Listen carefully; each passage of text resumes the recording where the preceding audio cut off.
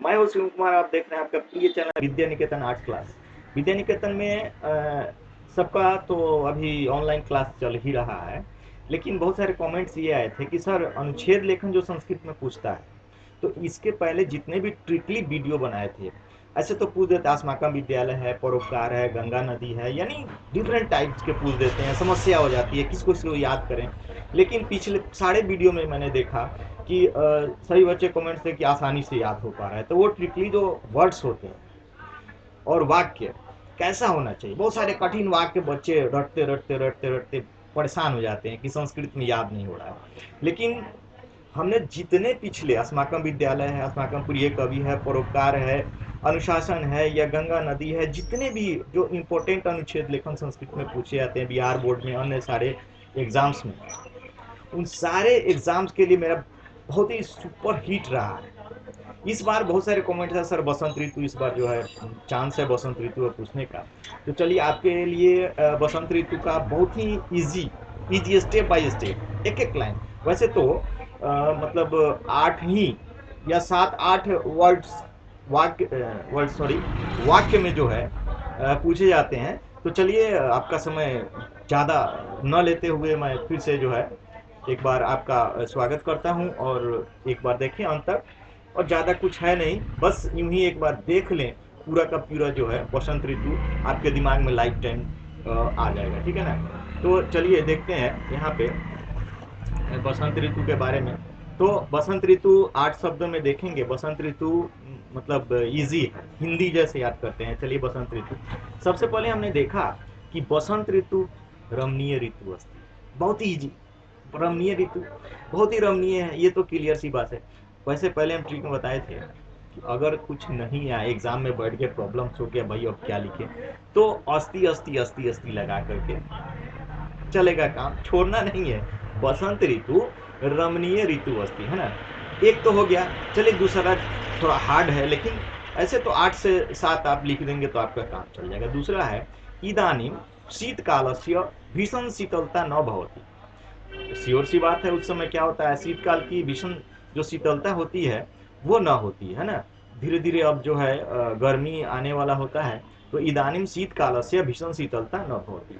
चलिए बहुत ही इजी एक और है, मंदम मंदम वायु आती, धीरे धीरे हवा बहती है। चलिए छोटा छोटा वाक्य लेते हैं ताकि यू आपको चुटकी में याद जाए। पहला तो वसंत ऋतु रमणीय ऋतु अस्ति, इदानीम शीतकाल से भीषण शीतलता न भवती, मंदम मंदम वायु आती, धीरे धीरे जो है क्या है हवा बहती है। आगे छोटा सा विहंगा कुजंती, है ना। देखते हैं बसंत ऋतु आते ही जो पक्षियां होती है गूंजने लगती है, उठने लगती है, बोलने लगती है चारों तरफ जो है। उसके बाद देखेंगे भ्रमरा गुंजंती, और भौरे गूंजने लगते, भौरे गूंजने लगते। एक एक चीज देखिए, एक एक छोटा छोटा वाक्य है और आपका आसानी से काम होने लग रहा है। मंदम मंदम वायु आती, धीरे धीरे हवा बहती है, विहंगा गुंजंती, पक्षी जो है उठने लगते हैं, भ्रमरा गुंजंती, भौरे जो है गुनगुनाने लगते हैं, है ना। उसके बाद तितलिका नृत्यंती, तितलियां नाचने लगती है ना। उसके बाद है पुष्पानी विकसंती, और फूल खिलने लगते हैं, फूल खिलते हैं, तितलियां नाचती हैं, भौरे गूंजते हैं। ये सारी चीजें छोटा छोटा वर्ड्स और वाक्य, वर्ड्स से बना वाक्य, और वो सारे वाक्य आप लोग आसानी से याद कर पाएंगे। पुष्पानी विकसंती, उसके बाद क्या है कोकिला मधुरम गायन, और कोयल मधुर मीठा गाती। जो ही बसंत ऋतु आती है कोयल जो है बड़े ही मधुर स्वर में गाने लगती है। तो ये देखे ना, तो 8 ही काफी है। 7 या 8 वाक्य में आप लिखेंगे तो बिहार बोर्ड हो या अन्य किसी बोर्ड में अनुच्छेद लेखन शॉर्ट जो मतलब छोटा अनुच्छेद लेखन होता है, बड़ा नहीं, छोटा छोटा लिखना होता है 8 से 10 लाइन में।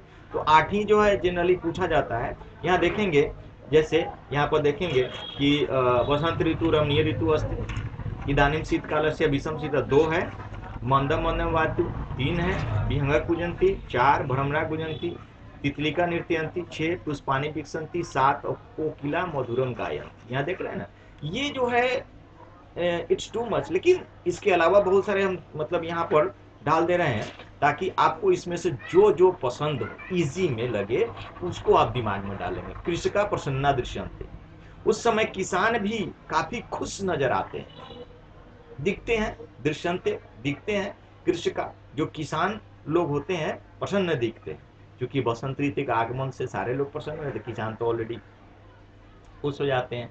उसके बाद यहाँ देखेंगे धनेन धरणी परिपूर्णा भवंती, धरणी जो पृथ्वी है, धरती माता है, धन धान से परिपूर्ण हो जाती है।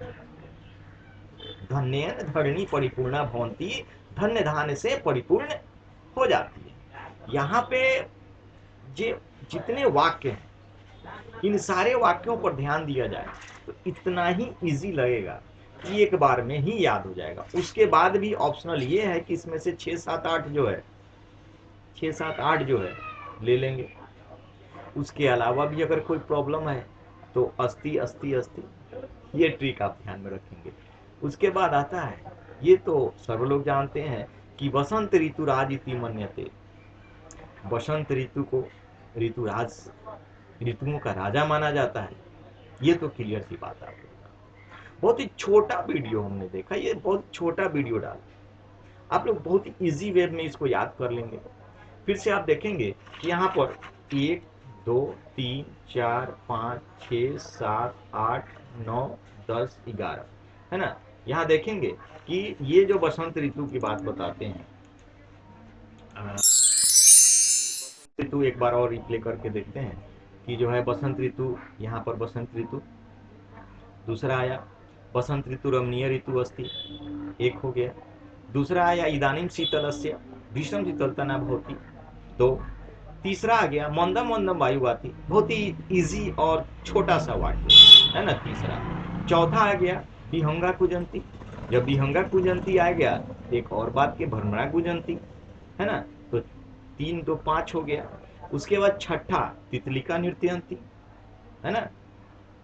उसके बाद आता है पुष्पानी विकसंती, उसके बाद आता है कोकिला मधुरम गायंती, उसके बाद है कृषिका प्रसन्ना दृश्यंते, उसके बाद आता है धन्येन धरणी परिपूर्णा भवंती। इसके अलावा भी बहुत सारे आप लिख पाते, मयूरा नृत्यंती। बहुत छोटे छोटे मतलब वाक्य को लेकर के आप डाल सकते हैं ना। तो ये लास्ट में आप लिख देंगे कि वसंत ऋतु राजति मन्यते, इस चीज को आप ऊपर भी लिख सकते हैं कि बसंत ऋतुओं का राजा माना जाता है। क्लियर सी बात है। तो ये बसंत ऋतु आपने देखा। इसके पहले अस्माकम विद्यालय, अस्माकम प्रिय कवि कालिदास अनुशासन हो गया, परोपकार हो गया, गंगा नदी हो गया, सबका वीडियो मैंने इसके पहले डाला हुआ है। बहुत ही इजी स्टेप बाय स्टेप, एक बार देखेंगे याद हो जाएगा। तो चलिए विशेष कुछ आगे, जितने भी अनुच्छेद लेखन इस बार, जितने भी अनुच्छेद लेखन पूछे जाने वाले VBI हैं, उन सारे चीजों को स्टेप बाय स्टेप एकदम शॉर्ट, बहुत ही इजी वाक्य को लेकर आऊंगा। तो चलिए आज के लिए बस इतना ही। एक बार बोलूंगा कि अगर अच्छा लगे तो वीडियो को अंत तक देखें और सब्सक्राइब करना ना भूलें, सब्सक्राइब जरूर कर लें अच्छा लगे तो। क्योंकि संस्कृत का जितने भी मतलब कठिन से कठिन जो भी प्रॉब्लम्स होते हैं, उन सारे का सॉल्यूशन मैं लेकर आता हूँ। तो संस्कृत के लिए कम से कम मेरे चैनल को सब्सक्राइब कर लें, बेल आइकन दबा दें, क्योंकि नोटिफिकेशन आता रहे। चलिए बहुत बहुत धन्यवाद। और